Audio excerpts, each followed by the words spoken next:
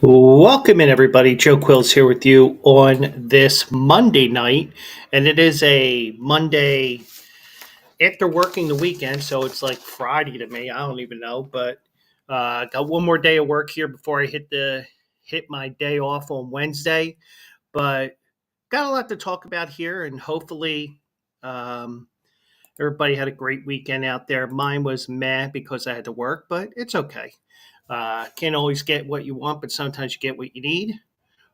Fitting that I use that quote because the Rolling Stones are in town, I think, tomorrow. I don't know. I didn't want to pay for the tickets and all that other stuff. So, anyways, a lot that is going to come up here tonight. And you see it on the scroll there. I tend to do that. Um, as you can see there, um, Dan Hurley stays at UConn. Boston up 2-0. Mike Tomlin stays with the Steelers. Some players gave their thoughts on the London series, and I'll give you some thoughts on the Belmont this weekend. Just the whole day itself here. So, we'll get to it here as it is Monday night here, June the 10th, and let's get to it here. And before we get started here, I do have to say one thing. My Quills Picks winners picks, you can get them on the Bleacher Brothers site, bleacherbrothers.com. Haven't been able to get winners lately, but I think I'm about ready to get out of my funk that I'm in right now. Let me tell you, I had a 14-1 shot today at Parks, and I said on Twitter this afternoon after that winner in the third race, I said, I don't even know why I like this horse, but I did play it. Paid $30 to win. I was like, "Thank you, that pays me for the rest of the day." And then I started bitching about those pick fours that run into each other. But anyways, enough about that. So little things like that go on there. So always follow me. Um, always follow me uh, on X at Joe Quills, like I have here on the opening screen that I show you guys. Twitch, YouTube, and X, it's all Joe Quills. Made it real easy for you a couple years ago when I decided to go away from my old Twitter handle. And if somebody is a bot on that, thankfully, when I change names, you stay filed to me, unfortunately. So, but anyways, let's get to it here. And not surprised by this, but then again, I would not have been surprised if the result was different. But um, Dan Hurley is returning to UConn, um, and he was offered 6 years for $70 million from the Lakers. He turned down that deal and will return to go for a third straight national championship at UConn. Sources told Adrian Wojnarowski. So I'm not surprised. If the news had come out that he was going to the Lakers, that wouldn't have surprised me either. Um, but a lot of coaches, a lot of the old school coaches are getting out of college, not necessarily because of the age, because they just don't want to deal with NIL and all the extra BS that brings into everything. But you do have a opportunity. He has an opportunity to do something that only one other school has done, and that's win at least 3 titles. And when you think about that, only one other team has done, or one other school has done. Team school, you get the idea. And that is the UCLA juggernaut that was where they won 7 in a row.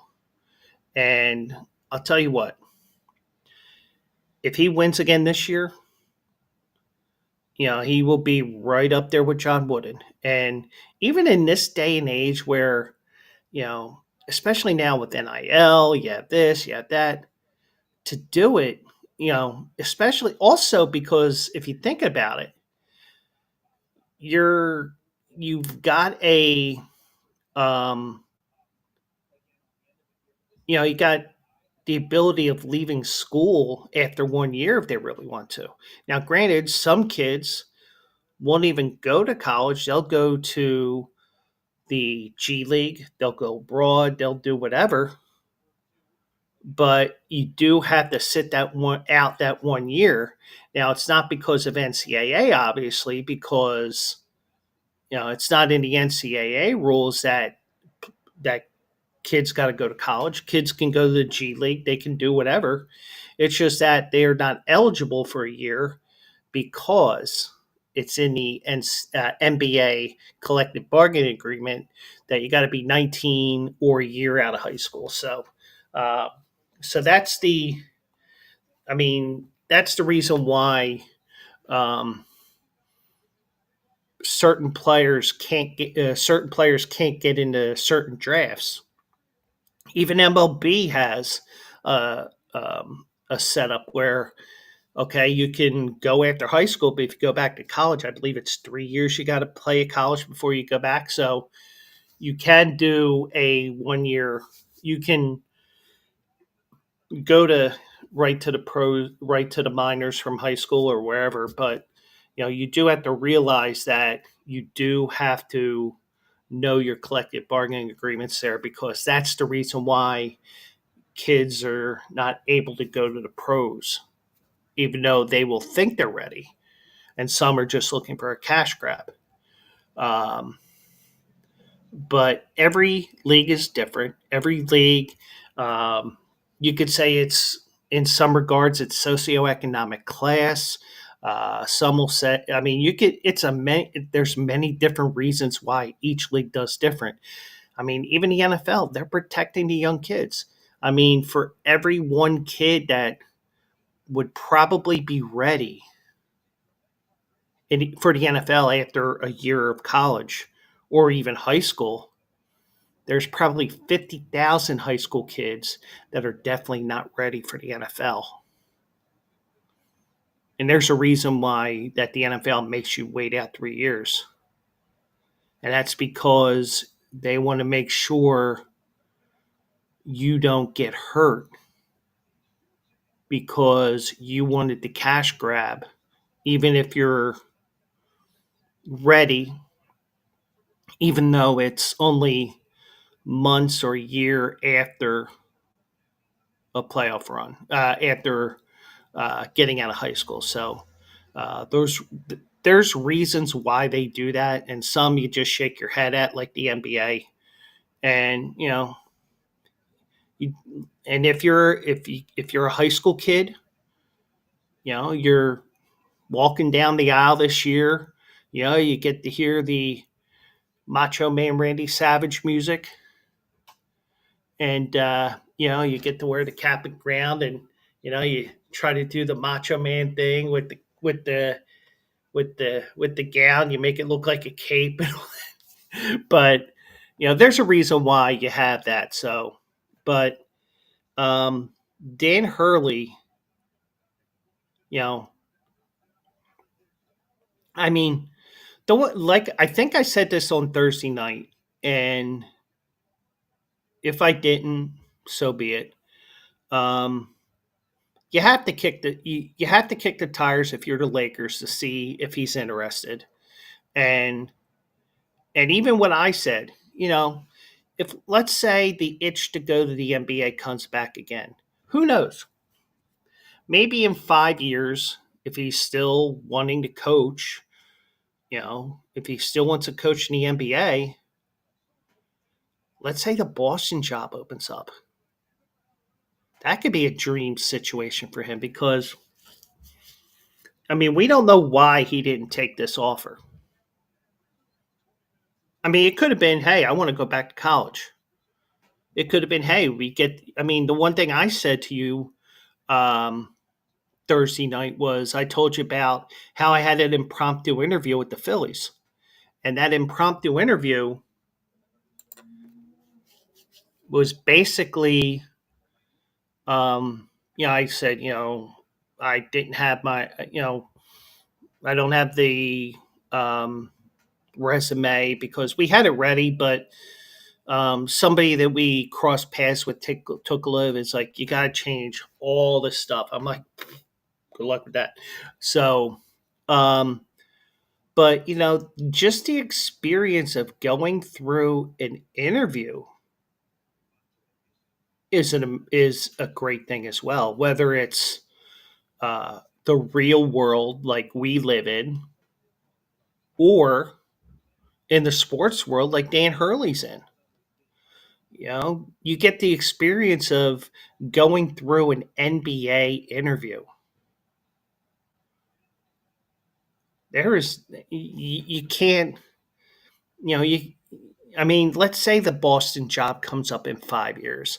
Let's say the Sixers job comes up in 3 to 5 years. Let's say another uh, another franchise that you want to go to opens up. You have the experience of going through that interview process. Now, granted, I would think no two interviews are the same. Now, if I were to go into a second interview, and let's say it was at that MLB Diversity Summit, let's say it was, I don't know, randomly the Milwaukee Brewers, because I got blue and gold on tonight, representing Drexel University, by the way. Let's say it was Milwaukee. How that representative would do his interview is probably a million times different than what the Phillies guy did. But you get the experience of talking to somebody, get that, you know, not only would I tell people, and I said this to some kid a couple years ago because he saw I was doing podcasts, and I still do.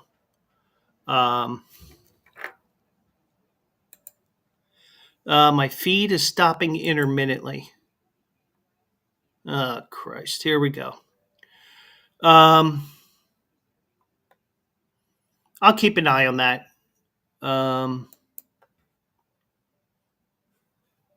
Thanks, Mike. Um,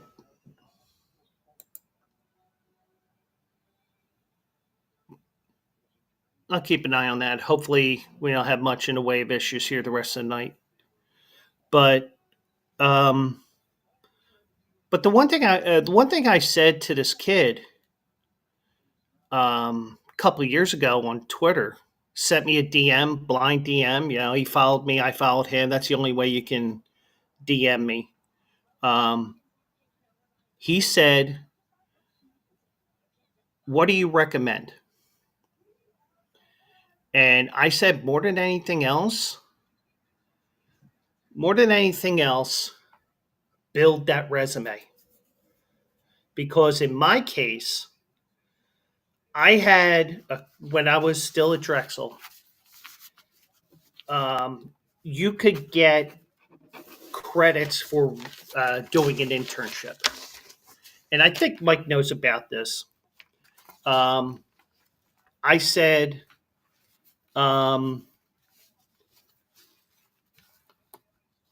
I asked my counselor, or whatever title she had, probably was a counselor, I don't know, advisor, that's a better word. I said, I see this internship with the Flyers and I really want to take it. Can I use it for this internship class? And she said, it's a great opportunity, but because it's a paid internship, you can't do it. You can't use it for credit. I'm like, shit. So I didn't do the internship, didn't get an opportunity to put something on my resume, and the rest is history. So, but the one thing I would tell people, you know, get the experience of an interview, get the experience of um, get the experience of, you know, get the experience to put something on your resume that would be related to the job, all that stuff, because it's more than just interviews. It's more than just resume. It's a combination of everything. So that's what I would tell you guys. So, but you know, for Dan Hurley, it was a great opportunity for him at the very least to know what the interview process is in the NBA. I almost said WNBA there, but you do have the he did get the experience of doing that, and that's to me something that's important. You know, some people will say, "Well, why didn't he take the job?" Maybe the wife didn't like being on the West Coast because it was said in the past that she wants to stay on the East Coast as much as possible. And this is probably an opportunity that he probably said, you know what, I can't do this.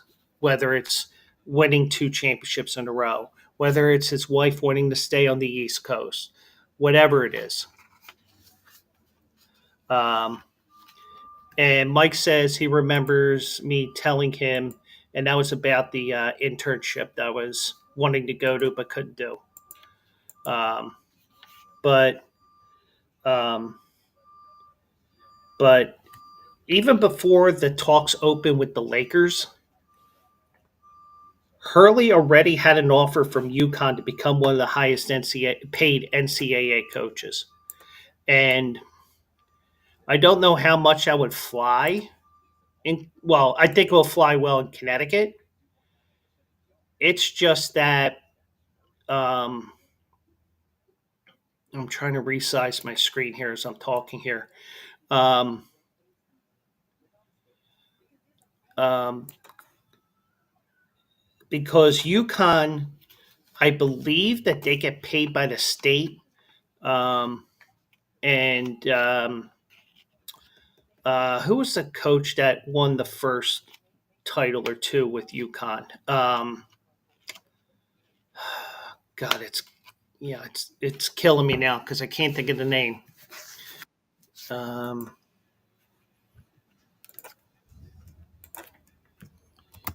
and this is why I'm glad I have YouTube at my disposal. Um,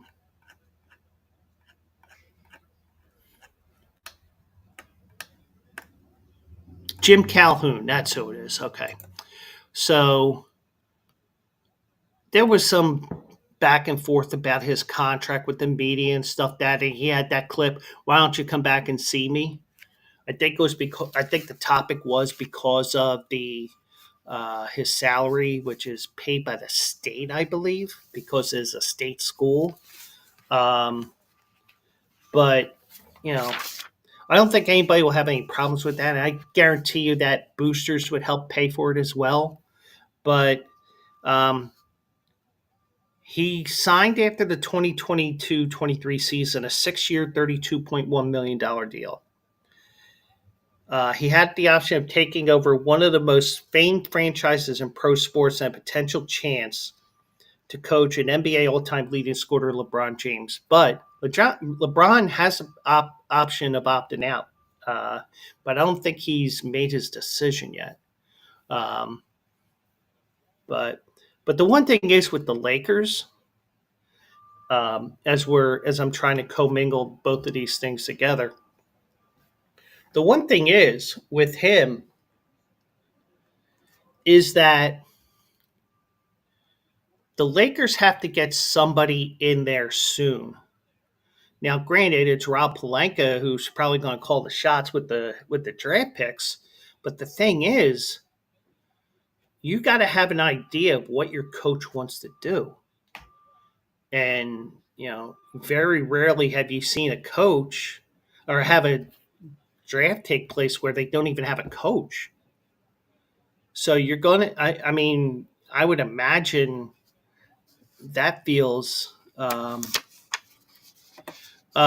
wanted to know if I was talking about Kevin Ollie. No, it was Jim Calhoun, the guy who won the first 3 titles for UConn. I just couldn't think of the name off the top of my head. Um, but you do have But you have Hurley staying with UConn, and I see it is buffering on my end, the video. Um, and Mike says that he would have left for $100 million. Um, I don't know. I mean, I think there's more to it than just money. I think there's more to money. I think it's about his wife, the fact that he's going to go for a third championship. Um, it could. There may be things that nobody is even mentioning in the media as well. You never know. But I think it's wanting to coach college, wanting to do something that hasn't been done since the 60s or 70s with UCLA. I think it's a little bit of everything. I think it's stuff that we don't realize. Um, um, and UCLA did it from 67 to 73. So they did it 7 years in a row. And it's fitting that we're talking about that after Bill Walton died a couple weeks ago. Governor Ned Lamont posted on social media, our MVP coach is staying in Connecticut. Now let's get ready for a three-peat because Connecticut knows champions are built here. Well, just UConn basketball. Other than that, they don't win shit. I mean, the UConn baseball team was in the Super Regionals and they ended up losing 20-48 in one game. But Hurley told Woj on Sunday that the Lakers made a compelling case and presented a compelling vision for him to become the next coach, but that he loves what he built with the two-time defending national champion Huskies. So he definitely wants to win a third title. So he wants to win again. And there's nothing that feeds more to winning, and that's more winning, and that's definitely his case there. I'm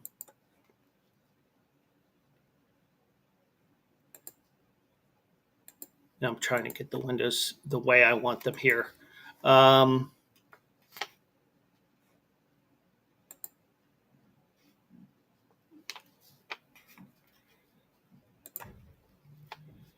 Larry Brown's the only coach who had success in the NBA playoffs. He's the only one to win a title. You know, I mean, you got two different games here, but I wonder, this is just me spitballing. I wonder if maybe with NIL and stuff like that, I wonder if that narrows the gap because now you got to pay the college kids more. You got to pay the college kids to come to your school and blah blah blah. I wonder if that will close the gap a little bit. Just me thinking aloud, but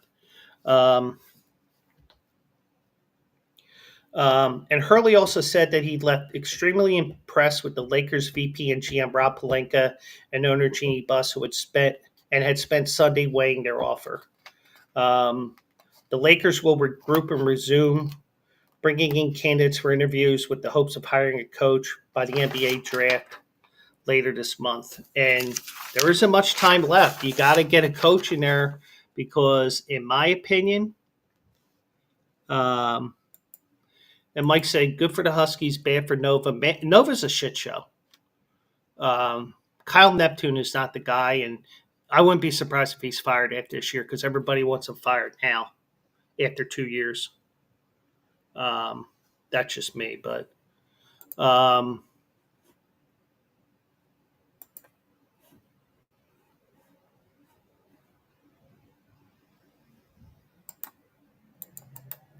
just do that. Okay.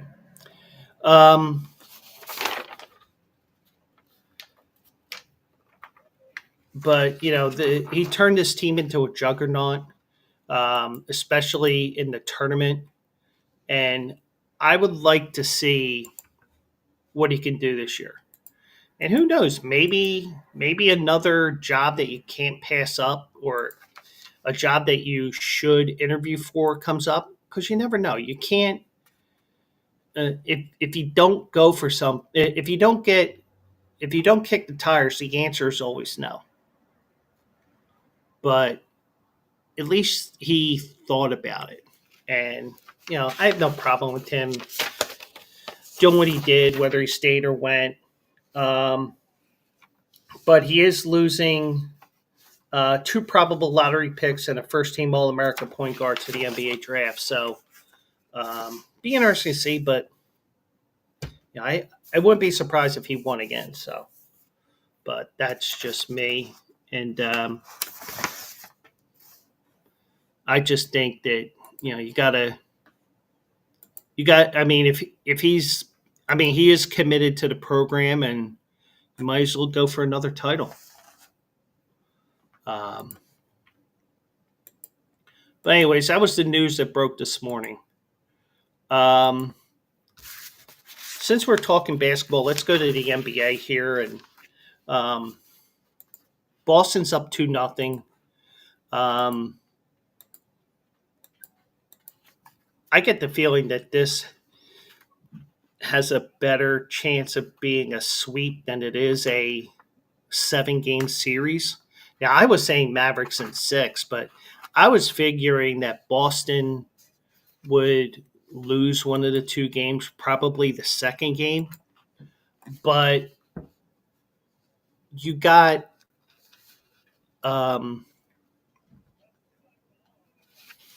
you got two different you got a blowout in game 1, which was kind of close.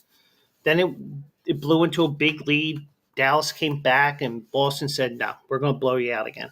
And the second game, it was you know, Dallas kept fighting again, but they fell 7 points short. Um, you know, Luka Doncic said that I think my turnovers and my missed field goals cost us the game, so I've got to do way better. He's taking blame for his actions. It's a team concept, but as the leader of the team, hey, it falls on me. But and even Kyrie Irving said that you know he's not alone. We're going to tell him that he's spilling into his emotions. Feels like he could play better, just like Kyrie felt that. Um, um, the first 2 games weren't the best for him either. He admitted it, but you gotta. But it just seems like Boston is built for this. Um, Dallas could be a one and done in terms of a final appearance. It really looks like um, it just looks like it's just Boston's year. I mean, something crazy could happen. We know that. And by the way, Mike, I had a 5-2 winner to Assiniboia Downs just now. So I'm playing horses and doing this shit. So, um, but it just feels like it just felt like the first game to me, and I'm not X's and O's. I'm not going to tell you I'm X's and O's. I'm more gut feel, you know, viewing things from the upper deck or whatever, whatever you want to say, beyond left field.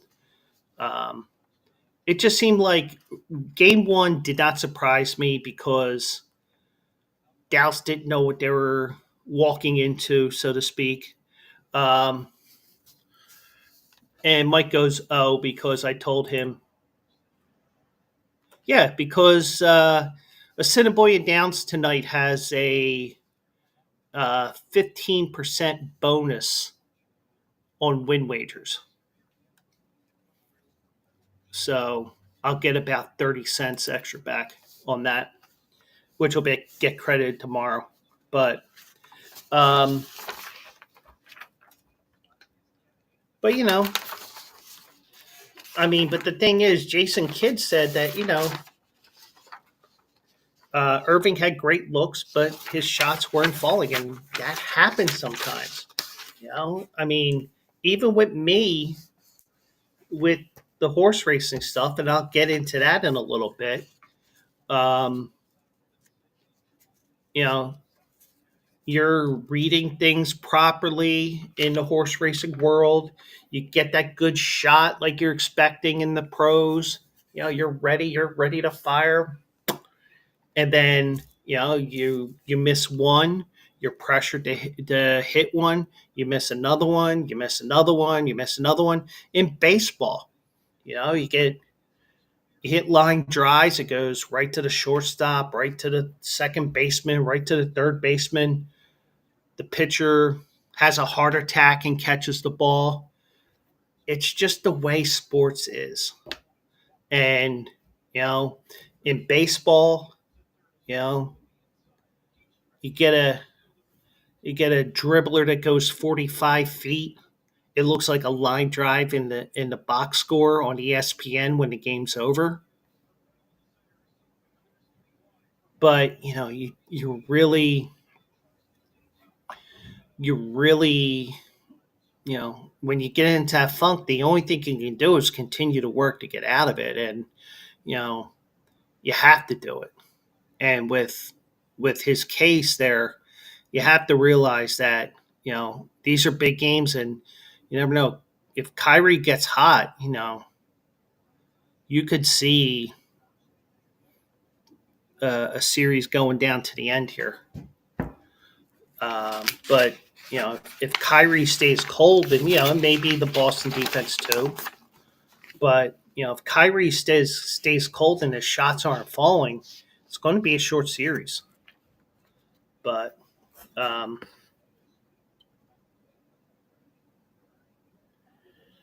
um, so I got. So what we're going to do is we're going to do something I haven't done before, because I got an urgent text here. And Mike, it's not serious. It's just it's one of those let me get this over with type things. It isn't anything serious, so don't worry about that. But we're going to take a quick break here, and we'll be back in about 2 or 3 minutes. So let me hit some music here for you. Uh, Here we go. First time I'm playing this, so hopefully it doesn't piss anybody off.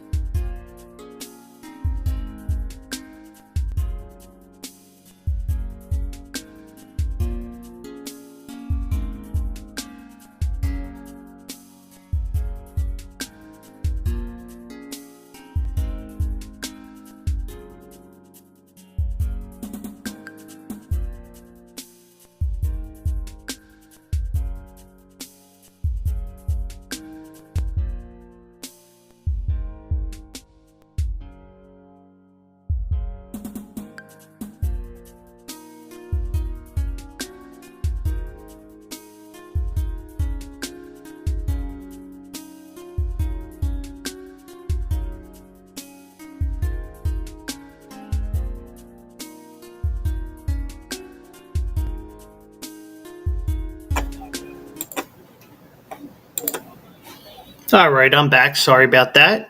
No, no, you know, get a text that, hey, call me quick. I got a question. It's like I don't think he realizes that I stream on Monday night. But anyways, well, sorry about that delay here, and welcome back. And um, got some news from the NFL here as we continue on here. And Mike Tomlin got extended through 2027 today, and um, he gets a 3-year extension. He's going to be under contract through the 2027 season. He's entering his 18th year with the Steelers. Um, before the new agreement, this year was going to be the final year of a 3-year extension. He signed in 2021, and Art Rooney II said, Mike Tomlin's leadership and commitment to the Steelers have been pivotal to our success in the first 17 years as head coach. Uh, Extending his contract for 3 more years reflects our confidence in his ability to guide the team back to winning playoff games and championships while continuing our tradition of success. And he has. I mean, he's had 17 straight years of at least 500 record. Um, Rumors of his future were flying around near the end of last year, if you remember. Um, he benched Kenny Pickett for Mason Rudolph. Uh, you know, he, um, he lost that wild card game, Buffalo, that was delayed a game because of the blizzard. Um, he said he could have handled the situation better with the press conferences at the end of the year. Um, he expressed his desire to stay in Pittsburgh, and he's ready to go for season 18. And here's an amazing stat here.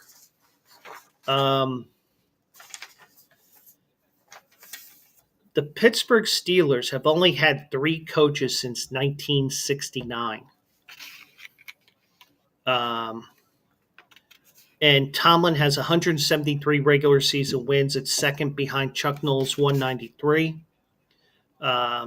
If Tomlin continues the streak of non-losing seasons through his 3-year extension, he'll be on track to surpass Noll as the organization's winningest head coach. It may even come in 2025. Who knows? I mean, he's only 20 behind. Go 10-7 2 years in a row. That's 20. You're tied. You get lucky. You get that 11th win. That's 21. There's your your team record. But you gotta, and I can understand why people were questioning him because he's lost 3 straight wild cards. He's 0-4 in postseasons since his last win in the playoffs in 2016. But he's not lacking his confidence to do his job. And, that's a kind of coach that I would like to be a coach for. Somebody who brings out the best of you, finds a way to win games. It's just that he's been a little unlucky in the playoffs the last few years. But Tomlin said in a statement, I'm appreciative for this contract extension and thankful for Art Rooney II for his support during my first 17 years in Pittsburgh.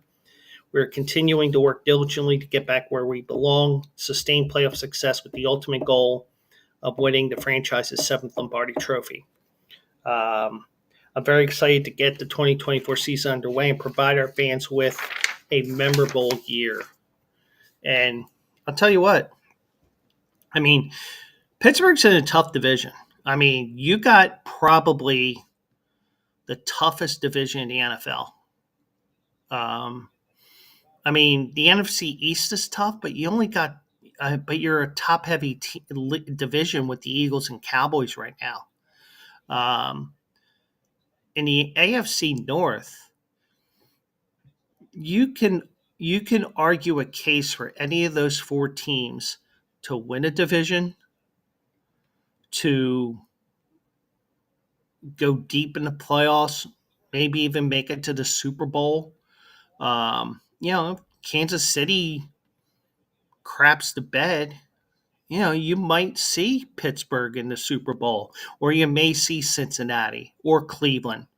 But then again, Cleveland, the only Browns that go to the Super Bowl are what I flushed down the toilet this morning.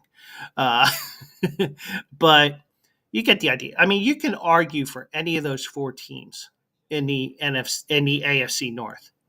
And I think that's the only division right now, off the top of my head, without going too deep, without thinking too deeply, that it's the only division that is like that right now, where all four teams you could argue could win that division, could make a run deep into the playoffs. Because the Giants in the NFC East, no. Um, NFC North, I don't think Minnesota is got a shot. NFC South, none of them really have a shot. NFC West, Arizona, no. AFC East, the Jets. You got questions about how will Aaron Rodgers come back from his Achilles tear 40, and also New England. Um, AFC South, Tennessee, and AFC West, Denver, Vegas, and the Chargers. You'll have questions about that. So obviously, yeah, when I dig deeper, the AFC North is the toughest division in football right now, because any of those teams you pick to win the division, you can make a great argument for. And that great argument could include saying the words Super Bowl with that team. Now, granted, you still have Kansas City, but you can make an argument for any of those four teams. And just the fact that he's been there 18 years, and that's the Pittsburgh culture. Once you start winning, you have all these things going your way, and you really got to have a bad team year over year to get fired in Pittsburgh. And uh, it's it's been over 50 years, and they have three coaches. Most teams go three coaches in 4 years, or some teams do. Um, but it's you got to applaud what Pittsburgh's done over 55, 60 years. They had they've had an amazing run. From 33 to 69, those first 36 years were horrible. And then you get Chuck Noll, you win, you get to one playoff, you get the Immaculate Reception. You don't win that year, but guess what? You set yourself up for future success. And it led to Chuck Noll's regime, to the Bill Cowher regime, and now to the Mike Tomlin regime. And, that's an amazing run that they've had. Probably something you haven't seen in sports, even before salary caps, other thing like that. To have three coaches in 55 years, that's pretty amazing. But good for Mike Tomlin. Uh, they developed the culture and stuck to it. Yeah, they definitely did. And you definitely have a lot of success in the black and gold there, or black and yellow. I don't know what Pittsburgh people would do if I said black and gold instead of black and yellow. It's yellow, stupid. But you get the idea. So now let's go across the state here to Philadelphia. Now, granted, we're talking London, which the Phillies were a part of.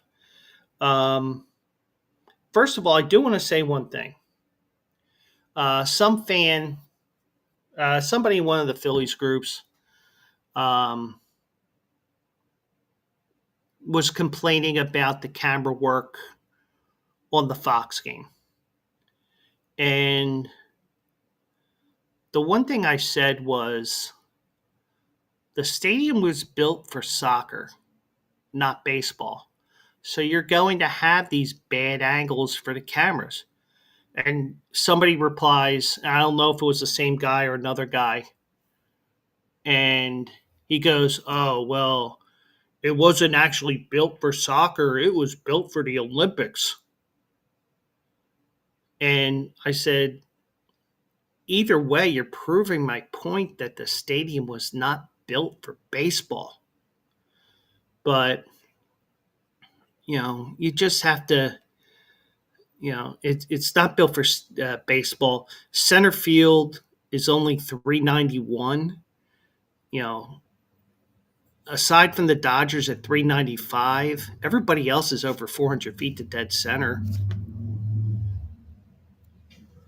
But, um, and now that Major League Baseball has made 3 trips to London, players have a few suggestions for future visits. And this was polled after the Sunday game, like some of the players that were there, um, between the Phillies and the Mets. And both teams arrived Thursday morning. They took a red eye from Philly and DC because the Mets were in DC, and they got 2 days off to get acclimated. Because you're flying a couple thousand miles. I think it's even longer than Seattle back to Philly or LA back to Philly. It's 5 time zones you're going through. Um, um, but so like for example, I saw, I think it was on Twitter, that the Phillies told their team, "Hey, get your sleep now while you're on this plane." And that's because you're landing in London at like 11 o'clock in the morning on Thursday morning their time. So you do have jet lag and just being screwed in the head with time and everything. Because I know Philly to Seattle, I'm screwed up, but when you're screwed up with 5 hours, being somewhere that most of them probably have never been to, and that's why baseball gives you 2 days off. It's more than just 2 games in another country. It's also presenting yourself and doing some activities that MLB wants to do with the fans leading up to the 2 games. It's much more than that, and also you get some sightseeing to do as well. Um, Now, Francisco Lindor said before Sunday's game he felt like they had too much time off. Um, he says, "I get it. There's a process of you got to sell the games and stuff like that, but to me, playing the next day, meaning on Friday, would have been a little bit more beneficial." But the problem is, but also MLB has only done this 3 times. It isn't like the NFL who does this every single year. And Jacksonville, the Jaguars, do this every single year as well. You have to get used to what's going on there. Yeah, I mean, but baseball is a totally different sport because you play day after day after day, and you're not used to having 2 days off in a row, except for the All Star break. If you're playing in the All Star game, you get 2 days to get yourself back into the swing of things to play in that game. But um, but you could see, um, I mean, I could see Lindor's point of view, but also, you know, I mean, the real problem isn't necessarily flying to England. I think it would be flying back to the United States because if you think about it, when you're flying over to London, you got the jet stream at your back. That's why a lot of times when you go and you put in a particular flight, like um, let's say you want to see how a particular flight has been flying over the last couple of weeks. And I said this to my friends in Seattle the one time that they did actually pick me up at the airport, and I told this to Mike even a couple of times that he picked me up at the airport. I said, "Listen, why waste your time and sit there for 2-3 hours in the cell phone lot or whatever. Just stay at home, Google the flight, American Airlines 2469 or whatever it is.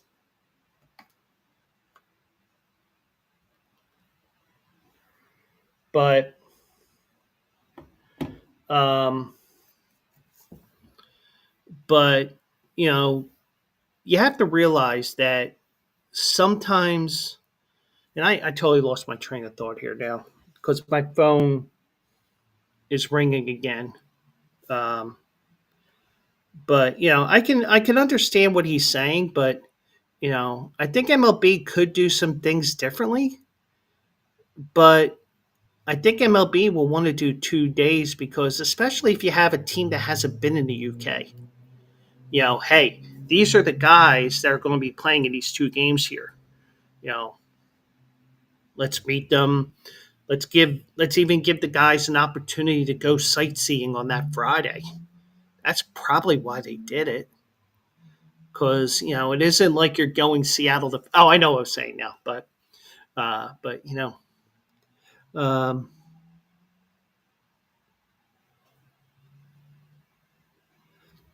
uh, all right, Mike. Yeah, I don't know what the issue is. Obviously, it's something on my end, um, and something I'll have to work on for tomorrow. And those that are watching on X, I do apologize. I don't have an account where you can actually reply.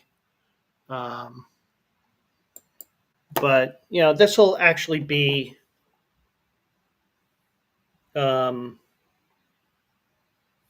going into a podcast anyway. So um,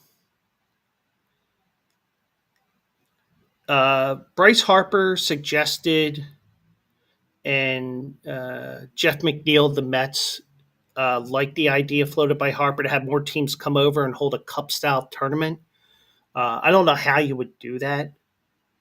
I guess you would have 4 teams. You play a round robin, and the top 2 teams play each other for the title. But would Major League Baseball want teams playing a 163rd regular season game without getting paid? Now, granted, back in the day, you had a 163rd game for a tiebreaker, and technically they weren't getting paid for it, but they don't get paid for the playoffs per se. I mean, you get extra money, but that bonus money isn't as much as what you make in one regular season game, for example, for a lot of the guys. But um, but I really like the games.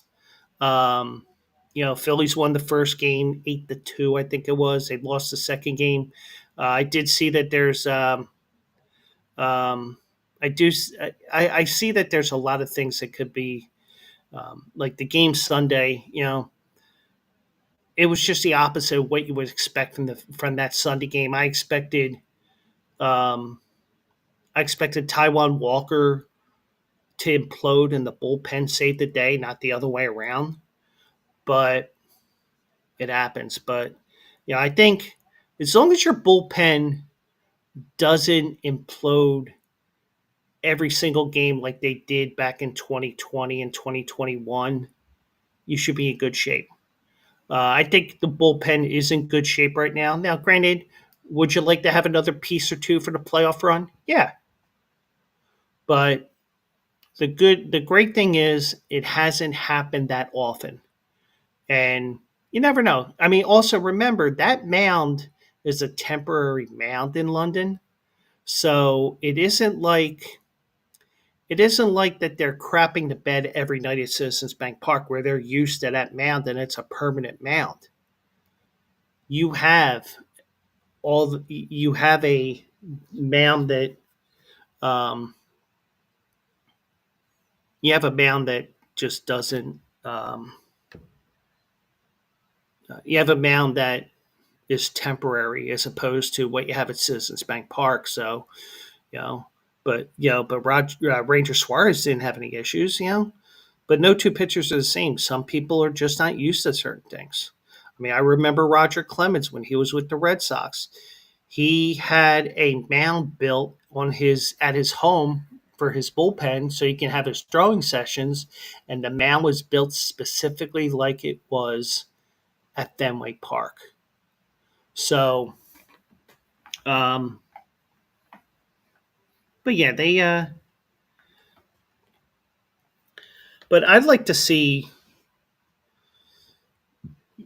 Um, I'd like to see Harper explain this cup style tournament more.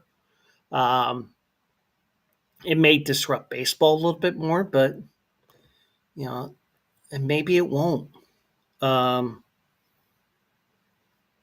I don't know what you would do, but the way baseball schedule where you always play 2, 3, and 4 game series, how you gonna do this?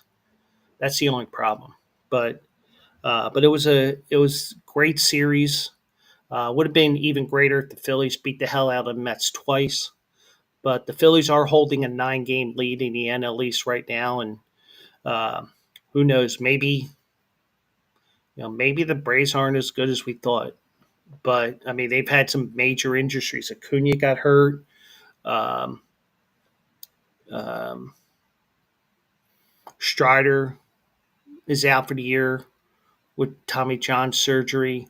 You know, Thankfully, knock on wood, the Phillies haven't had any major injuries. They got to address the outfield issue this week because Trey Turner's coming back. You might want to keep it at Mundo Sosa at shortstop because he's been a revelation this year. So does that mean that you put um, Trey Turner in center field? I mean, he's done that before with Washington.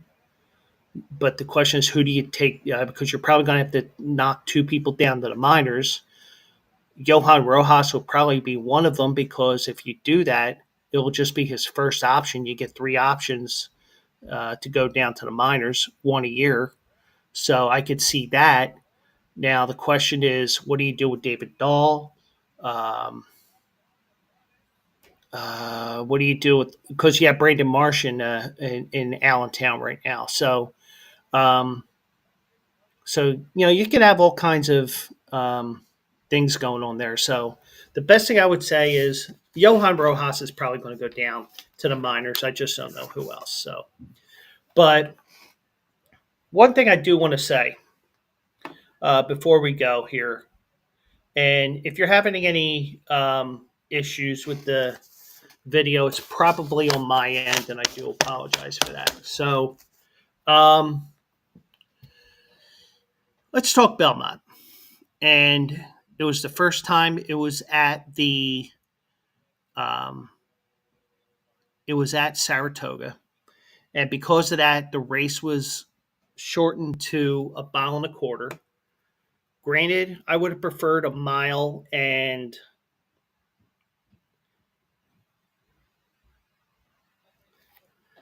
I would have preferred a mile and 5/8 or a mile and 3/8, um, but I think you couldn't run a mile and 3/8 because the quarter pole is too far into the turn and there's not much real estate to work with because I even did a Google search on Saratoga Racecourse, a Google Map search, I should say, and it's locked in from a road where the 7 furlong chute is and a um, and it's landlocked with a road there where the top of the stretch is. So you can't build a chute for a mile and a half race. You can't do anything there. You're just locked in there. But this is only a 2 year thing. It may be a 3 year thing, depending on the reconstruction of Belmont Park. But either way, it was a fun day. It was a hard day of handicapping, and um, the best and worst part of my day was the fact that of the 13 races that I wagered out of 14, and I missed one race because work got so busy, I forgot to put a wager in, which would not have won, but it finished. But 90% Maddie did finish second. Um, I did take advantage big time um, of uh, uh, the the win back wager where you bet up to $10, and if your horse doesn't win, you get your money back. Well, that happened to me 6 times in 13 races. So um, it was just that these races were the track was built for speed, and if your horse was on the lead, he was winning. And um, it was just that every time I turned around, my horse was finishing second or finishing third. But I was reading the races right. It was just that you can't beat a major speed bias like that is, where you were, if you were on the lead, you were there. And but there's nothing you can do. Um, but I did hit the trifecta in the last race, which helped me to lose only $4 on the day.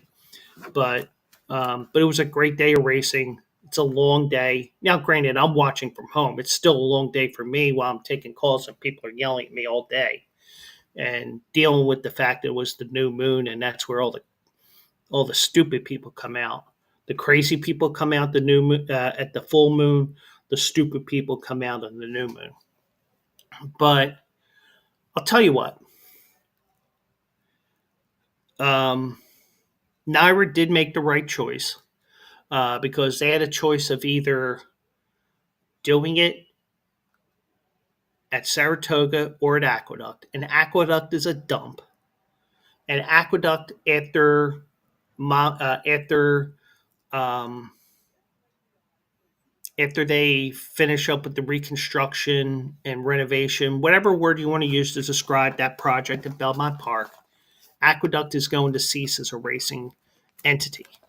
Um, but racing would be most of the time at Belmont Park because they're building even a synthetic track there. So the synthetic track would be inside the two dirt courses, which is inside of the main track. So, um, but you know, most importantly, thank God we didn't have a triple crown on the line, because if we did, and and we still will have to deal with this next year. Do we have to deal with the asterisk of somebody winning a triple crown and the Belmont was only a mile and a quarter? I mean, I can hear it right now as I'm hearing the neighbors upstairs banging their feet like they always do when they get home.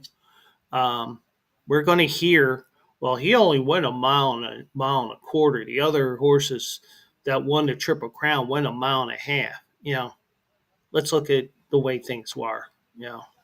But um, I don't have a problem with the if somebody win 3 races, because you're winning three times in 5 weeks, and it's a Herculean task, and it is hard to win, and it. You can question, justify. You can question American Pharaoh because they're both Bob Baffert horses. Um, and I'm not going to get into all the stuff that he had there, but maybe this fall or whenever, maybe Bob Baffert gets reinstated at Churchill Downs, because he did not have an interview, from what I know, on Fox this year. Because if you remember last year, he was adamant that he did nothing wrong, despite the fact that he had 5 horses test positive in a 2-year period. But you got to realize that sometimes you just got to suck it up, take the loss, and move on. But part of a suspension or any type of a punishment is knowing what you did wrong. And but sometimes you do have cases where you get suspended, fired, whatever, and you did nothing wrong. Now, one thing in Bafford's case that you have to realize is he may have been wrong. He may not have dosed uh, did whatever to give those horses a positive test, but you have to realize because you're the trainer on record, you're the one that gets the blame. But maybe Baffert comes back now since he did not have a horse in the Belmont, even though he did have horses running on the undercard with National Treasure winning the Met Mile and a couple other things as well. Um, but yeah, it was a fun day, and maybe I get up there next year. I don't know.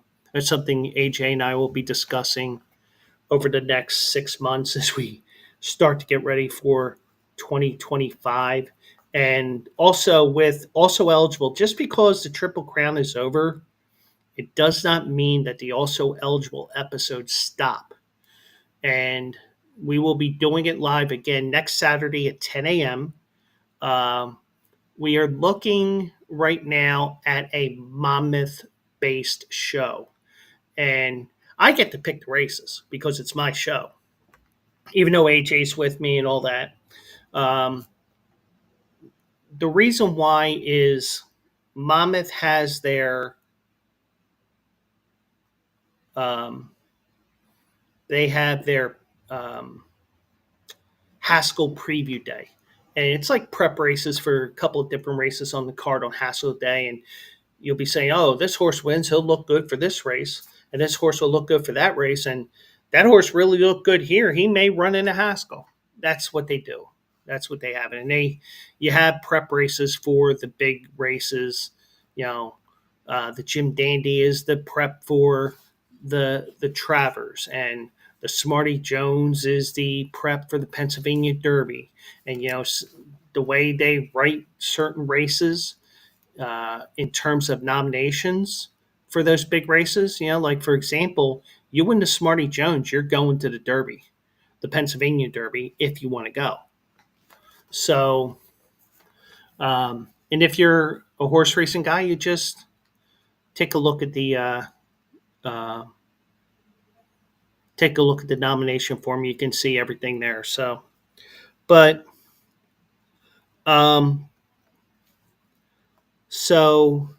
keep an eye out for tomorrow. I'll have another Quills Picks winners, and hopefully I can get off this funk that I'm in. I mean, while I'm sitting here with you, I had two winners at Assiniboia Downs tonight. And I would have had a winner in the first race, which was a $17 winner, but I was trying to prepare for the show and I forgot about the first race. So, if I could give myself one of those, I could. Oh, wait, I can give me one. Now it's not the bump, bumpty bump. I can do this instead.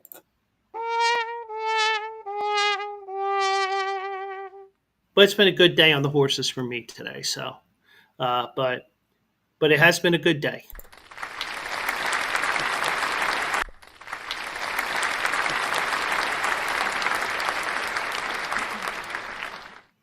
Anyways, so I do appreciate everybody tuning in here. If there was video issues, the issues are probably on my end, and I will get them fixed for tomorrow night. I do know what I have to do here. You get good days with the internet, bad days with the internet. It's probably one of those bad days tonight, but that's okay. So I'm going to call it a night here. And just a reminder, I'm here Monday, Tuesdays, and Thursdays, 9 p.m. There's going to be days where we go fully to 11 o'clock, and there's going to be days where we don't. But either way, that is it for now. And do appreciate everybody who tuned in here tonight.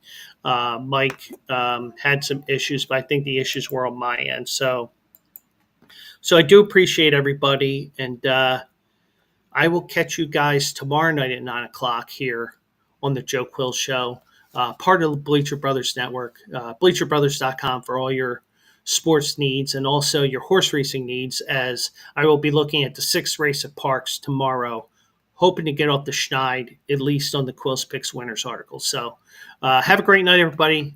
Catch you tomorrow.